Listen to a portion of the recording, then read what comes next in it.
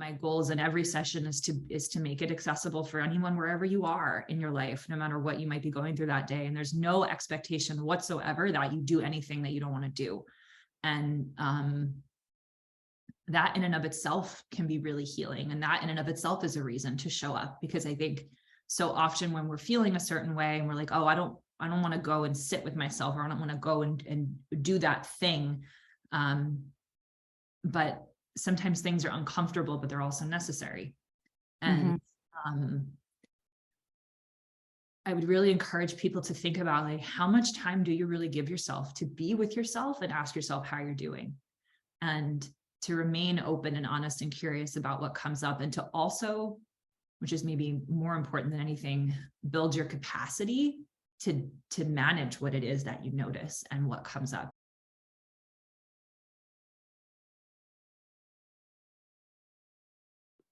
Because embodiment is such a big word. And I think, like, everything that, so when I hear the words strength or play or breath, those are all embodied also. So, and dance is of course embodied. So why would what I do be different in it? Like, why would that, like, I think there's another quality there maybe. So one of the tenets of SE in particular is a well-regulated nervous system is one that has access to every nervous system state. And I think an embodied person is one that has access to multiple states of embodiment. And that's not just, can I sit in my body, but it's how do I inhabit and show up in my body through all of these different ways? Can I play in my body? Can I feel strength and strong in my body? Can I breathe in my body? Can I move in my body? Can I express? Yeah. Can I give in my body? Can I receive in my body? And I think what I would be maybe offering is stuff that's more subtle in my body. The importance of slowing down so that you don't miss all the other states of embodiment. Yes. Are we talking about like self-literacy? Ooh. Is that what we're talking about?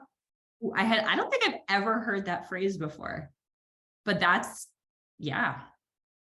Because yeah, I mean, when I think about you and what you do, it's sort of like, oh, well, okay, we're actually learning how to be a little bit more literate about what is going on in there, and like, what are these senses, and can I sense anything, and what is it telling me about myself or my experience, or about the experience of somebody else that I'm in partnership with or in connection with, or just in the same space as. That's a big piece of what it's a huge social emotional learning, social emotional literacy are like huge in education and psychology and self-help and all that field. But I haven't heard self-literacy, I don't think, ever, but that feels.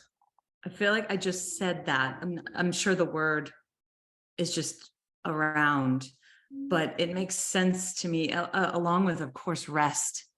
But I think that this is a little more specific, and we could talk about like what would happen in a session. But what I'd like to say is I love this because the intention for the entire year is going to be greater access to you. And I'm just going to say a little bit about the circle. So the circle has been around for a year. And when I first started the circle, it was like, I know I want to do this thing. This is how most things start for me. And probably many other people's like, I want to do this thing. I don't actually know what it is fully yet. And I don't know what people will use it for mostly yet, but I have to just like start doing the thing. And so I started doing the thing and softly growing it. And then maybe around the middle to latter half of this year, I started getting really clear on what this is and asking the members, like, what is this for you? What are you using? What are you finding in this? And getting language around it, getting containment around it. And then at the end of this year, I started feeling like when you are in an ongoing membership group, I think it can be helpful at some point to get really clear on a potential direction. So I feel really clear on, here comes Bonnie. a potential, hey, Neville, can you come in the cuddle? Let me grab her. A potential direction for the next year. Here she comes. Oh, okay. I'm going blind. And so, yeah, so next year is going to be about greater access. And I think I was working with all of these, you know, this, Jess, was working with all these facilitators to come, to come in as guests. And I was finding that like there were particular people I really wanted to dive in deeper so that the students can build a relationship with them and their body of work can have more time and space and air to land. And so this next year is actually going to be like a team of residential facilitators. And Jess is going to be like a major co-facilitator with me, offering sessions once a month. So in the next year, we're going to have 12 sessions with you. And they're going to be on Wednesday evenings. They will be recorded. They're going to be an hour, I think, right? We're going to do an hour. And so we've been talking about like what these sessions may contain, however, staying, you know, open to the fact that this is an unfolding as well. And we're figuring it out too. We're just kind of following what we feel, where the curiosity is and where the direction feels like it's going. So we're landing right now on this idea that you brought forward about rest and self-literacy and a lot of other things that are coming up. But can you talk a little bit about like what might someone do in a session with you, or what might it feel like, or what might it contain, where you feel curious about going? Yeah. Well, I think just the idea of staying curious about what we need is an overarching important thing. And for me, coming in to the circle as a facilitator and getting to know all the folks that are going to be joining us in session, I'm really curious as to what people need, because, you know, in the theme of community, we can't make assumptions about what people need and what they're going to need or what they might need. And, you know, the world is ever changing. And so it's really important for me to be open and honest and curious about what might be most useful. With that said, also knowing that we live in a world that doesn't encourage us to slow down, that encourages maybe self-inquiry on a level that is rapid fire, that like, oh, like, let me journal forever, let me go to therapy and talk, and let me, you know, move a lot. And it's often in the slowing down that we get the most potent messages or the most potent understanding of who we are. And I think another big overarching hope for me is that people come into themselves more and more with every session, that we come to understand who we are, not just the labels that have been given to us or the identities that we present with, but to really get to know who we are on a cellular soul level so that we can also see each other in that way. And so in sessions, we will be doing a lot of slowing down. There may or may not be a lot of movement, or much less movement than you might be used to. There'll be a fair dose of some kind of meditation-like thing, because that's not only what I practice, but also what feels maybe most often accessible to people in a more structured way. Because what I hope is that the more we practice in a structured way, it's similar with freestyle, the more you practice in some kind of a structured way, the more unstructured you can make it. And then the more things become possible. And so we might start really structured in meditation like things with some self-inquiry about how that was for us or about what's coming up for us. I hope that we'll have some real honest conversations about how we're doing. Yeah. We're all doing. Yes. More conversations, you know, which requires more vulnerability. But, you know, it's so easy to show up to a membership or to a community and like not really show up. And so that's a muscle to be tuned, I think. And so, you know, not that this is not therapy. That's not at all. I am a psychologist. That's what I do, but this is not therapy. But this is a space for people to learn how to be with themselves, learn how to be with each other. And hopefully there will also be fun. Like, I think also this is really important, like embodiment or stillness, restful practices get this rap as being like unfun and like deep and mysterious and like shadowy and like, sure, that's possible. But Or it's like also, even tedious, people find it tiring to like yeah, put their yeah, focus in yeah, that way on themselves. yeah. But like, like one of the tools I'm sure I'll give is like this list of sensation words that I use in my practice a lot. And one of the sensations is sparkly. And like, I'd be really curious where and how you feel sparkly in your body sometimes, and like what helps that to show up, or when you think about feeling sparkly in your body, what comes to mind? And so, that, because we want to be able to more fully show up and in all parts of our lives. And that includes the fun, playful, enjoyable times. We don't just want to let those pass us by. And I don't know, I feel like I'm rambling now, but hopefully some of this is helpful to people who are thinking about. Yeah, it totally is. And I want to circle it back. A couple of things came up as you're talking. One is, it reiterates as you're talking about why we're doing this is because we're in these freestyle sessions, which happen every other Tuesday night or via recording. And we're focused on physical expression, and we're focused on like the mindset, skill, art form of free expression and free movement. And I felt like in that session, I didn't have enough time or boundaried space to tend to this very, very, very important piece for me. And I know for others, it's like you might show up for a freestyle session, and the reality is you need to sit down and breathe and rest. And so rather than having to kind of negotiate with that in a freestyle session, my hope was that now a freestyle session can be more clear about like, okay, we're going to be here being in this type of practice, and that we can also have space for this other very, very vital aspect of exploration and expression, which, Jess and I are continuing to find language for. But, we're going to obviously find it together in this community and, speak on it the best we can speak on it at this point. So that was one thing. And then the second thing that came up, which I might have already just answered, was like, okay, well, why is this such a huge part of the membership now for the next year? Maybe I did sort of answer that a little bit. Because, we have 2 freestyle sessions each month, or, every other Tuesday. Sometimes that's 3 sessions a month. And then we're bringing in Jess towards the latter half of each month on a separate day. Do you want to say anything about anything you feel people might need to know in terms of why might it be good to do this? Yeah. Why might it be good to show up and practice in this way? Yeah. And I think as people might be like, yeah, I could definitely understand people being like, oh no, I don't need to do that. Like, I don't want to sit. I don't want to make time for this thing. And just to maybe also name that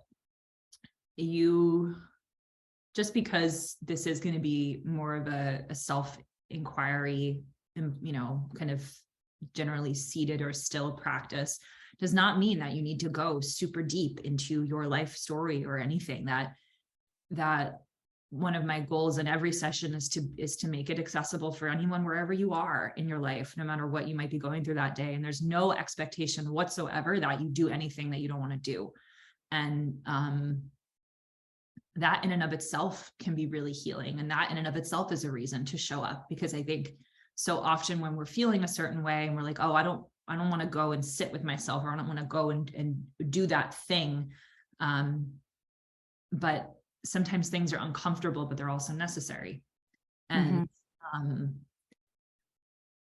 I would really encourage people to think about like, how much time do you really give yourself to be with yourself and ask yourself how you're doing, and to remain open and honest and curious about what comes up, and to also, which is maybe more important than anything, build your capacity to manage what it is that you notice and what comes up. Because sometimes when, we don't sit in silence, or we don't sit quietly because we don't want to deal with what we know to be true.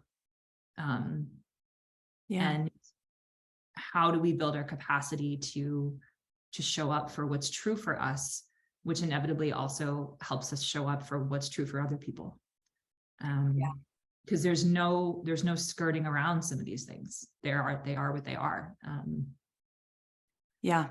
And what I would say on top of that as well is, if we're in a separate space where we get to do this work, my feeling is that when we get into freestyle practice, that it's going to have major positive, a largely positive impact on the access you have to yourself in order to express things in your body, whether you want to do that in a performative way or just to feel your own creativity, to release emotions, to see yourself actualized in the body, which is, like, for me, I think one of the most important things that freestyle offers. And so it's going to be hard for us to talk very specifically about, like, how they're, the sessions with you and then getting into freestyle practice, how they're going to talk and dance with each other. But my feeling is that they're going to have a pretty deep impact on each other. And if we're just doing physical exercises to unearth play and permission and creativity in the body, and we're not, like, really sinking into or opening space for things that are in there that, might have things to say, or might have things to show you, or might have, might need attention, then what are we doing in our freestyle? Like, what, I don't want to perpetuate a practice of avoidance. Yeah. I don't want to perpetuate a practice of avoidance. And I have a bias at this point in my life, in my movement practice and in my facilitation practice, that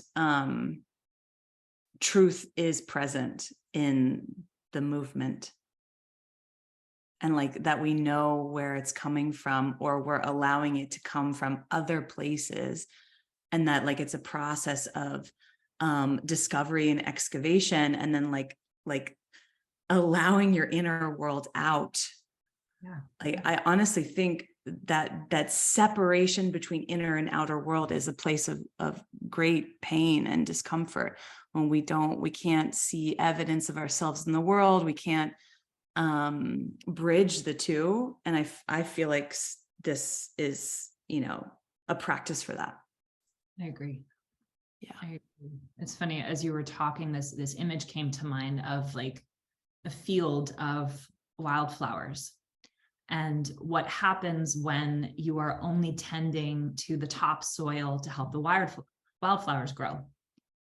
At some point, they're not going to grow as much. They're not going to be as flourishing. Whereas when you really tend to the soil, you dig underneath, you get fertilizer in there, you make sure that you are cleaning out things that need to be cleaned out. And then you also give it time to rest, that there becomes this endless well of things that can be cultivated into movement. Otherwise, as you said, you're just perpetuating avoidance. And you're also, like, not giving yourself your fullest self. Like, you're cutting yourself short on some level. Like, there's so much more to you. Yeah. And so wouldn't it be cool to have access to all of that? Yeah. And we're going to work on it. We're going to work on month. We're going to hold this intention for this group. And I really am excited to see who feels that this is the place they want to be and joins us. Right now we're, a pretty intimate small group. And I do feel like the group is ready to get a little bigger. And I certainly would like to see more people in a space like this. And we're just, like, we're building a space that feels really important to us to exist. So yeah, any final things, like, maybe could be cool if you want to share a little about your background, or if they don't know anything about you, Jess. We haven't even talked about that yet. Like, I'm thinking about, your dance background, what you studied, what you enjoy. Tell us about you. Tell us a little about you. Tell us a little bit about me.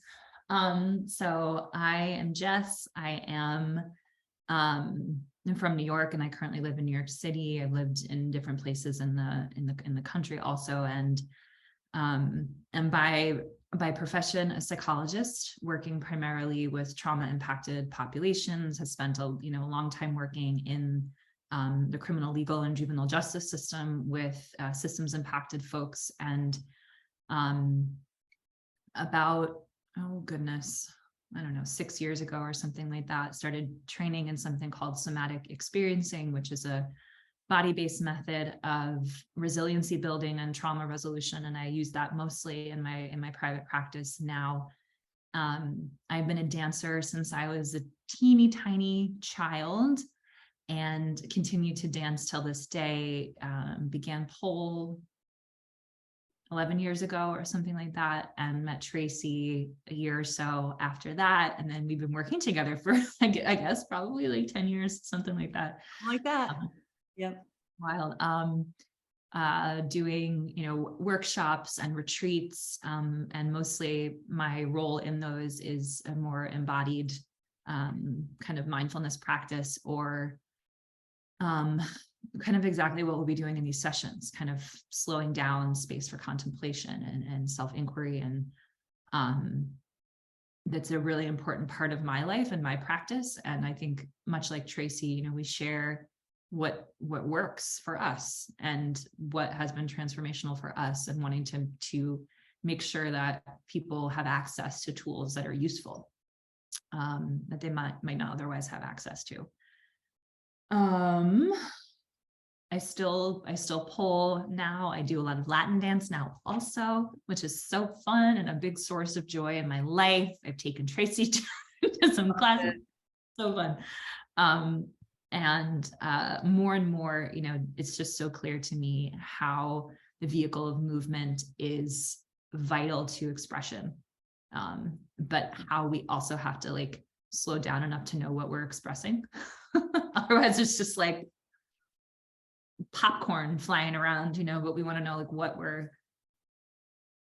are we really doing? And sometimes we want to say something, sometimes we don't, and that's fine. But also we can't say nothing, and we're saying something regardless, also, whether we think we are or not. So I don't know, did I forget anything about myself? No, that feels good. I think we can close it here. And I'll just say that the membership's open in January, and we'll keep it open for several weeks to enroll new members. And then we're kicking off with Jess on my birthday, actually, January 25th. We're going to do our first session with you. Awesome. So you can look forward to that. I'm so excited to have you, to be sharing this space with you, and to be co-facilitating with you. And it feels right. It feels like time. It's time. And I'm happy you said yes. So thank you. Happy you asked. All right, everyone. Bye.